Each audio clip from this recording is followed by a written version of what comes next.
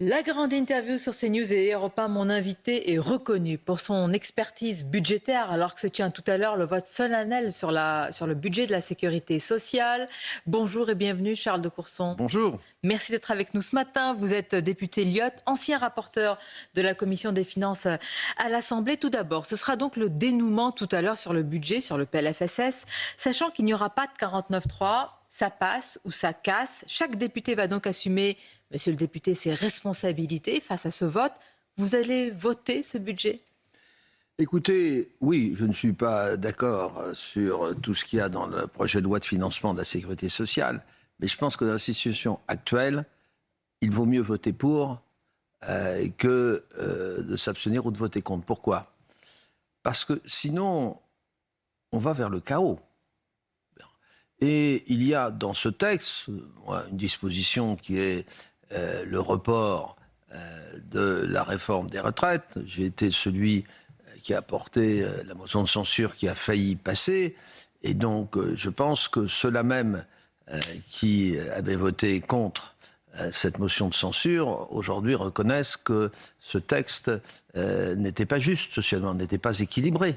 On va en parler, mais sur votre choix, Charles de Courson, vraiment expliquer aux auditeurs, aux téléspectateurs qui nous écoutent et nous regardent ce matin, pourquoi ne pas voter ce budget, ce serait le chaos. C'est ce qu'on nous promet déjà depuis des mois, à chaque budget. Bien, quel est le risque ?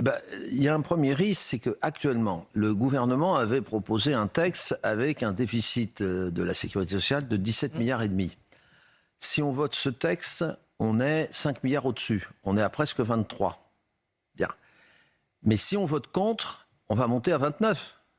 Certains diront que c'est l'épaisseur du trait au point où nous en sommes. Ah non, parce que si vous ajoutez à ça ce qui est en train de se passer, y compris au Sénat sur la loi de finances, où on est en train de déraper, pour donner des ordres de grandeur, de l'ordre de 8 milliards, si on dérape de 8 milliards sur la loi de finances et de 5 milliards sur la loi de financement de la sécurité sociale, ça fait 13 milliards. 13 milliards, c'est 0,4 points de notre richesse nationale. C'est-à-dire qu'on ne va pas être à 4,7% de déficit, on va être à 5,1% en l'état actuel des choses. On peut entendre cet argument, mais avec un hémicycle, Charles de Courson, aussi divisé, fragmenté, est-ce que la sagesse n'aurait pas été plutôt de voter la censure, de laisser sa chance à une majorité qui aurait pu se dessiner grâce au retour des urnes, au vote populaire ? Mais ce n'est pas le Parlement qui décide de la dissolution, c'est le président de la République, c'est un pouvoir propre. Or, tout le monde sait ce qui se passerait s'il y avait une deuxième dissolution. Ah bon ? Ah oui, tout le monde le sait. Demandez à ceux qui restent des macronistes. Ils sont revenus à 160. Ils vous disent qu'ils reviendront à 35-40. Ils seraient effacés, donc. Les Républicains disent qu'ils reviendraient à 15-20. Et qui profiterait de la situation ? La gauche, non. Le Rassemblement national. Le Parti socialiste me dit on gagnera quelques sièges, mais pas beaucoup. Je pense que les filles risquent de perdre plus que des plumes. Et donc le grand gagnant, ça sera le Rassemblement national, mais ce n'est pas pour ça qu'ils auront une majorité absolue. Et donc qu'est-ce qui va se passer ? C'est une crise qui va encore s'approfondir. Et ça sera le président de la République qui sera mis en cause. En disant c'est vous qui avez dissous pour la deuxième fois. Et le peuple ne veut pas. Donc là, on est dans une crise institutionnelle. C'est pour ça que la menace de la dissolution, les gens un peu réfléchis n'y croient pas un seul instant. Et que répondez-vous, Charles de Courson, au fait que ce budget, c'est en réalité le résultat de compromis, voire même de compromission ? On a écouté Olivier Faure qui a dit finalement, on va y aller parce que nous sommes arrivés à nous entendre entre nous, entre politiques, dans l'opacité parlementaire ? Qu'est-ce qu'est une démocratie ? Il n'y a pas de majorité actuellement. Il n'y a aucune majorité. Donc, les gens raisonnables disent mettons-nous autour d'une table. Essayons de trouver des compromis. Les compromis, ce n'est pas la compromission. Compromis ou marchandage ? C'est un peu les deux. Mais quelle est l'essence de la démocratie quand il n'y a aucune majorité ? C'est quand même être capable de dialoguer, de faire un pas les uns vers les autres. Sinon, il n'y a pas de démocratie. C'est bien le danger de la situation actuelle. C'est que si on continue comme cela, il n'y aura plus de démocratie parlementaire. Et on a un régime autoritaire. Il y a un risque aujourd'hui d'un régime autoritaire en France ? Les Français en ont assez. Moi, dans ma circonscription, je ne rencontre pas un seul de mes électeurs qui me disent « Mais qu'est-ce que vous foutez là-haut ? Pourquoi vous n'arrivez pas au moins à un compromis ?» Et donc, je pense que ceux qui défendent la thèse d'essayer d'avoir un compromis, c'est le cas du projet de loi de financement qui va faire l'objet d'un vote cet après-midi. C'est un compromis. D'accord. Et ceux qui sont contre Charles de Courson, alors sont-ils pour autant les ingénieurs du chaos? LR, on a entendu Bruno Retailleau qui dit que ce budget est mauvais. Édouard Philippe appelle ses députés à s'abstenir. Alors pour vous, si je vous comprends bien, eh bien ils sont pour le chaos. Non mais la décision de cet après-midi, elle repose sur 3 groupes. Bon. Vous avez les Républicains. Il faut rappeler qu'ils sont 49. Sur les 49, il y en a 10 qui avaient voté la motion de censure que j'avais portée. Et donc, les modérés, si vous voulez, sont en train de progresser. Et donc, il y aura peut-être 15, 20 républicains qui vont voter pour le texte. Et les autres vont s'abstenir. Bon. Après, vous avez un deuxième groupe qui est le problème d'Horizon. C'est-à-dire les partisans d'Édouard Philippe. Une partie d'entre eux vont voter pour, hein. Voilà. Et initialement, ils disaient on va voter contre. Puis maintenant, ils disent on va s'abstenir. Vous verrez, il y aura des abstentions, mais il y aura aussi des votes pour. Et puis, il y a le problème des écolos, des écologistes. Alors eux, ils demandent une réévaluation de l'ONDAM. Le gouvernement a donné accord. Et donc, ils vont déposer un amendement pour remonter de 0,5 points. Disons, 0,5 points, c'est un bon milliard. Oui. L'ONDAM. Et ils vont se partager probablement entre des abstentions. En somme, ça va fragmenter tous les groupes sauf un. Les socialistes. Et est-ce que vous reconnaissez... Et LFI, qui votent en bloc contre. Oui, contre. Et alors ceux qui votent pour et qui, semble-t-il, ont raflé la mise, est-ce que vous dites, Charles de Courson, ce matin, que c'est un budget estampillé socialiste? Non, c'est plus compliqué que cela. Pourtant, ils ont l'air ravis. Il y a des mesures.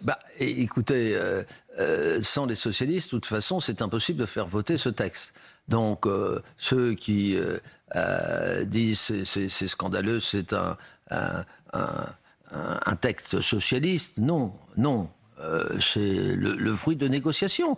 Mais c'est l'essence de la démocratie. La démocratie, c'est pas de dire moi j'ai raison, vous avez tort, et donc c'est comme ça, et il n'y a rien à voir circuler. C'est d'être capable de discuter. Rentrons dans le fond. Parce que par exemple, pour vous-même, Charles de Courson, expliquez-nous votre positionnement. Vous avez violemment attaqué l'exécutif sur la dette et sur l'aggravation de déficit. Et là, vous validez tout quand même en votant le budget. Par ailleurs, longtemps favorable à une baisse des dépenses, vous êtes récemment mué en pourfendeur de la réforme des retraites qui, malgré tout, aurait pu permettre... Sa non-suspension aurait pu être source d'économie. Comment vous expliquez aujourd'hui un tel grand écart? Mais moi, j'étais contre cette réforme des retraites parce qu'elle augmentait l'âge légal de départ à la retraite. Le problème, c'est pas l'âge légal, c'est l'âge effectif de départ.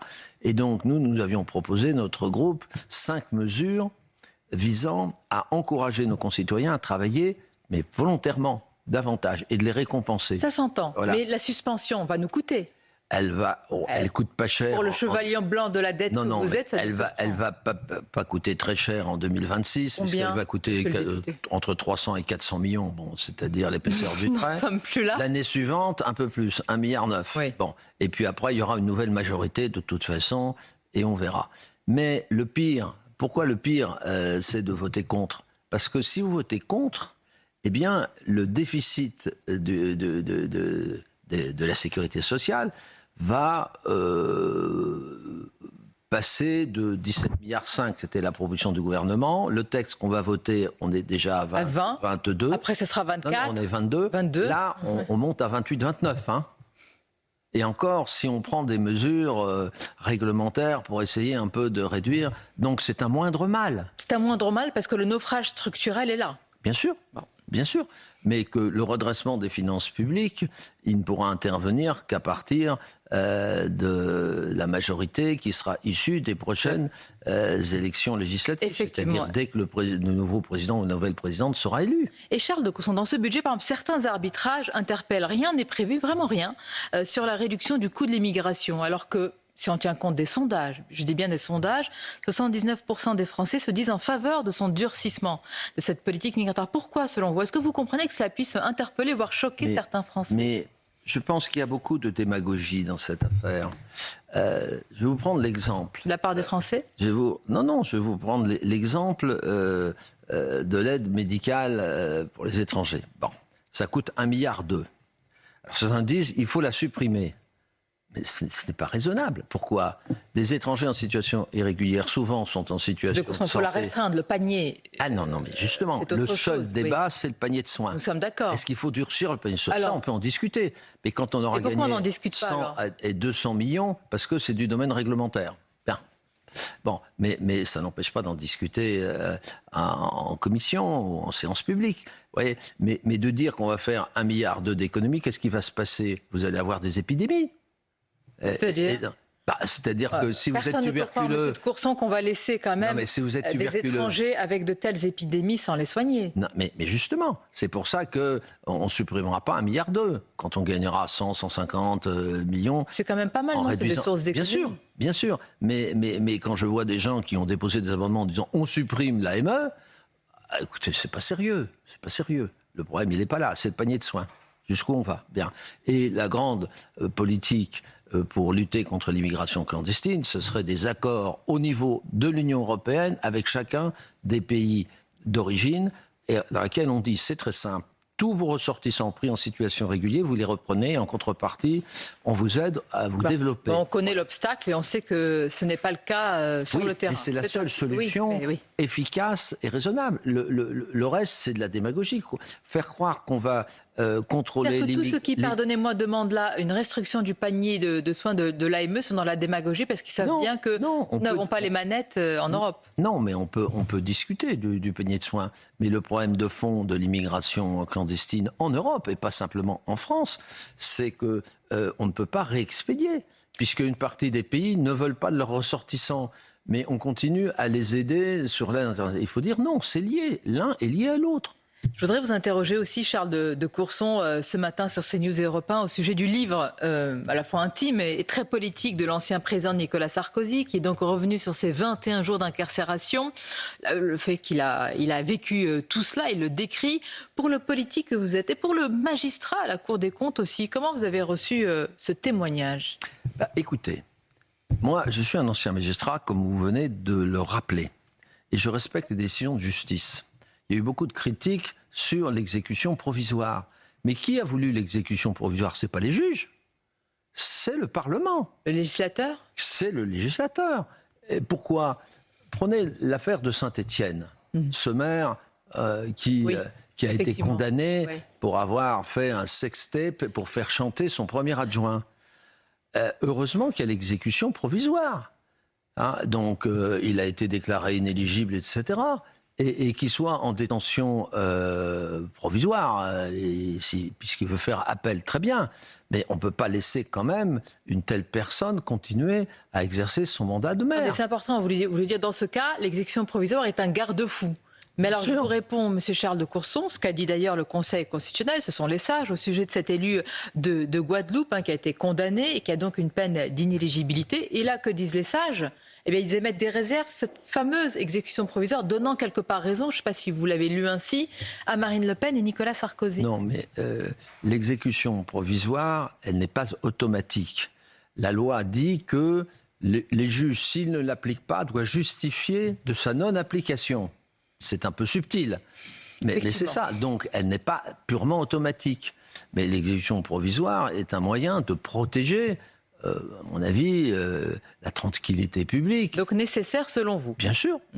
Et quand Nicolas Sarkozy dit aussi qu'il ne s'associera plus à un quelconque front républicain face au Rassemblement national, a-t-il raison de votre point de vue? Mais le front républicain n'a pas existé. La gauche a appelé aux dernières élections législatives à voter pour les candidats de la droite et du centre quand ils étaient face au Rassemblement national. La réciproque, je me permets de le rappeler, n'a pas existé.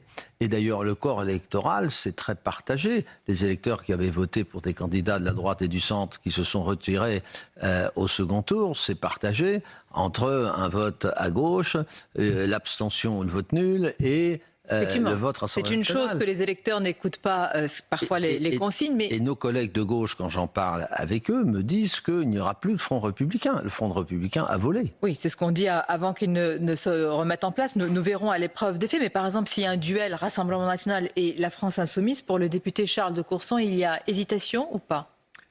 C'est les électeurs qui décident, les personnes. Mais vous-même, vous êtes quand même un citoyen, un électeur...